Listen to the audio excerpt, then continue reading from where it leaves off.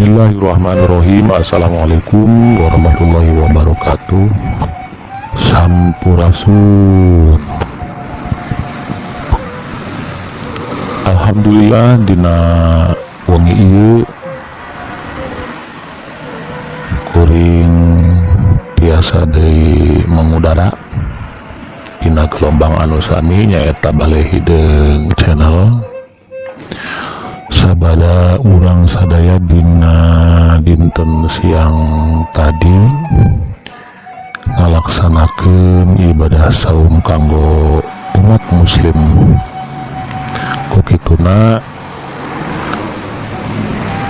mudah-mudahan ibadah saum urang sing katampi sing aya manfaatna ulah nepi ka aya bahasa saum teh mung saukur nahan lapar sarangan anggungkul, tapi mudah-mudahan aya pulmanenana aya manfaatna gitu. Dina wengi ieu bade mindangkeun hiji dongeng lalakonna nyaeta kuya ngagandong imahna. Naon wae anu aya dina cariosan atapi carita ieu mudah-mudahan sing jadi pieunteugan keur urang sadaya. Sumangga wilujeng ngadangukeun. Kacaritakeun di zaman baheula imah-imah kuya teh aya di sisi-sisi muara. Saban poe kuya gawena ngan ukur ngahuma. Tah ngahuma teh maksudna meureun berladang kirang langkung gitu. Kuya getol pisan kana ngahumana teh init isuk balik magrib. Hiji mangsa basa manehna keur di huma aya hujan angin anu pohara gede kacida. Tatangkalan loba anu larubuh kitu deui jeung imah sakadang kuya miluh ibarat tiup angin malah brus weh lep kalem ragak kaleuwi. Atuh poharana angin sareng hujan sakitu gedena sakadang kuya teh jadi sedih pisan barang balik imana geus teu aya.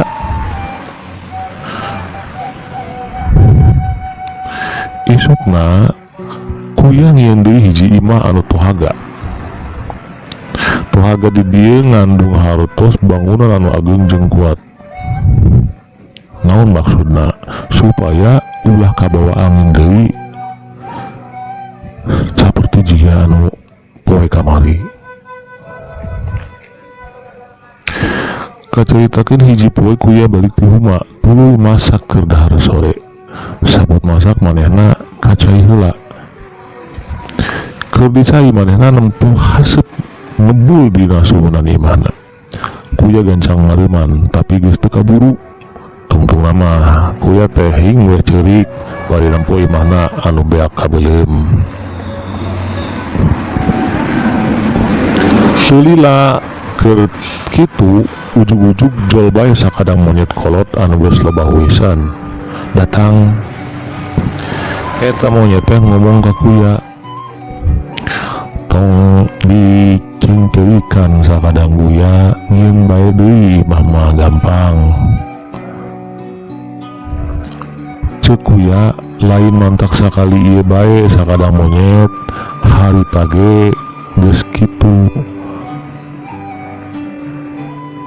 Maksudna harita ge kitu bae.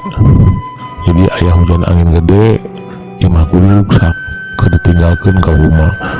Kudu kumaha atuh akalna supaya hayang boga imah anu awet.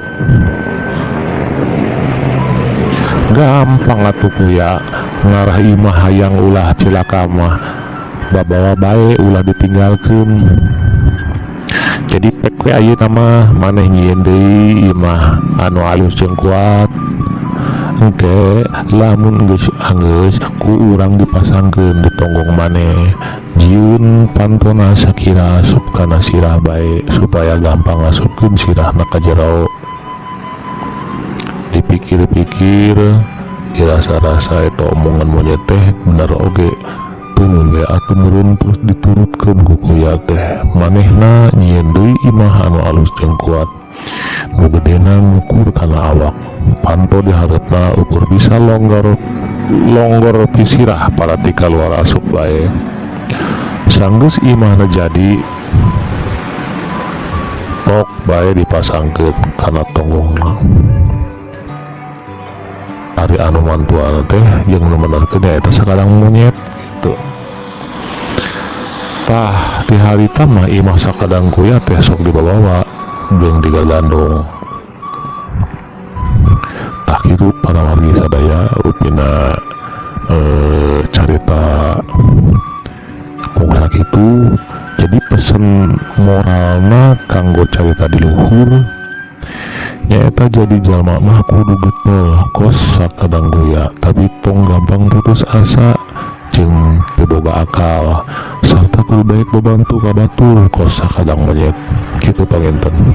Mudah-mudahan aya pulunganana.